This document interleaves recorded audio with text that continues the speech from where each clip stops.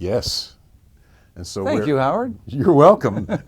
So right now we're way up on the Mississippi River. Yeah. Yes, we are in Bloomington. In Bloomington, and this is Paul Davies. Hello. And Paul is the person who runs SPAH. Now, for all of you who are watching here and don't know what SPAH is, why don't you give us a brief history and a description of this amazing organization? SPAH is SPAH. It stands for the Society and Preservation and Advancement of the Harmonica. It started in the Detroit, Michigan area in 1963. This is our 48th year of having a convention. Harmonica players from all over the world gather once a year as a tribe almost to play harmonicas in all fashions: classical, jazz, blues, old style harmonica, bluegrass harmonica. We bring in the best harmonica players in the world from all over the world. So that's a thumbnail description. Now, for all you harmonica players out there, it's like, what's the expression? It's like herding cats to try to get a bunch of harmonica players together and get them like to agree on things and to show up at the same time. It can be a challenge. We gather 450 to 500 people every year. Wow. From probably 30 different countries. We conduct seminars and concerts and play-alongs and blues jams and bluegrass jams and jazz jams, and the activity goes from 9 in the morning till 4 the next morning. Yes, it does. And any hotel that is fortunate enough to have the SPAH convention, they develop a great love for the harmonica because they don't have a choice. We like to come into a hotel where we can command performance. We literally take over. If they don't like harmonica, they usually don't tell us and leave. So now I'd like to ask you about the whole thing with the chromatic world and the diatonic world coming closer together, because I know that at first the chromatic players, especially in America, I'd say the harmonica trio was an extremely popular thing in the 40s and 50s and into the 60s. 30s and 40s, and it started to go away in the 70s when theaters started closing and venues started to close for live entertainment. And so a lot of the chromatic players and people from that genre of music regarded the diatonic as kind of an auxiliary thing, that maybe you'd play like a feature, like John Les would play a feature on it in the Harmonicats, but not really do it as a main staple of their repertoire. Of a trio, that's correct. And the diatonic started getting, obviously much more popular in the 60s when Dylan started, doing that stuff. Right. Well, this one's out of tune too. Then when the big blues thing started happening in the mid and late 60s, everyone all of a sudden wanted to play diatonic harps. And that really just wasn't the case in the years before, except among black blues musicians. I mean, the general public didn't know about this because of the racism in America, that white America in general wasn't aware of the blues.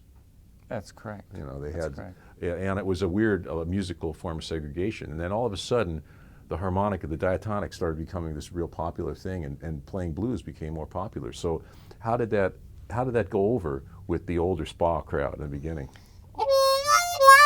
when they started hearing that stuff? Well, actually, the first person to walk into a SPAH convention playing blues harmonica was Mad Cat.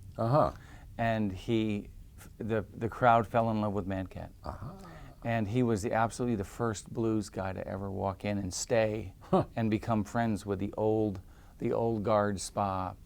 And then Mad Cat would say, "You got to go to this convention. You have to go. Don't." And then we used to see 8 or 9, 10, 12 trios playing all across the hotel. And we don't see that anymore because of the dying trade of the trios, right? But Mad Cat was the first one, pretty much. So, you want to play something together? Sure. You want to play a blues? You want to play a standard? I mean, do you know swing tunes and stuff? Or No, let's just play some blues. Okay. Yeah. Why don't you kick it off?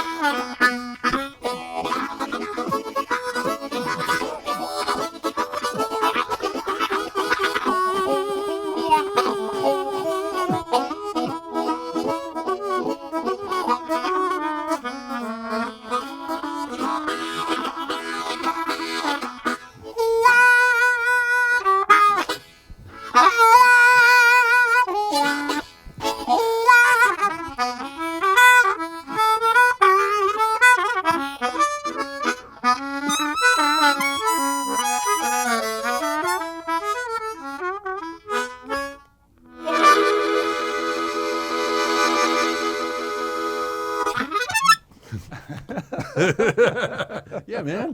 Fun. I've never played with you before. That was great. Thank you. And just in case you don't know where you are, you know where you are. This Artist Works. Yes. And have you checked out this website? I have. Okay. I have. I saw one of your previews. I saw a friend of mine, and he played a phrase. He played a phrase, and you diagnostically dissected it, and it sounded really good. Oh, thank you, thank you. Fabulous. So you approve? You give it your personal seal of approval? I think it's a great way to go. Well, thank you. I really do. Yeah, I was skeptical when they first approached me, like, you know, how can you teach harmonica online? You can't even see it when you're sitting with someone. Right. And I thought, I'm not sure it's going to work, and it does work. I see people get better from week to week, and I'm enjoying it way more than I could have dreamed. And it's fun, and the company, Artist Works, the people involved in it are incredibly heartfelt about it. It's not a cold and calculating business thing. Right. They are doing it out of genuine desire to teach music to people. Sure. On instruments that are hard to find, like serious instruction that really goes someplace, and it doesn't just go, you know, here's a little box of instructions. And so this is, it expands outward to, there's no end to what can be on here. That's right. Which is really exciting. I learn a lot from my students too. I just learned something from you. You sound great, man. It's a pleasure. Thank you. Thanks, Howard. You're welcome. Thanks for having me at SPAH.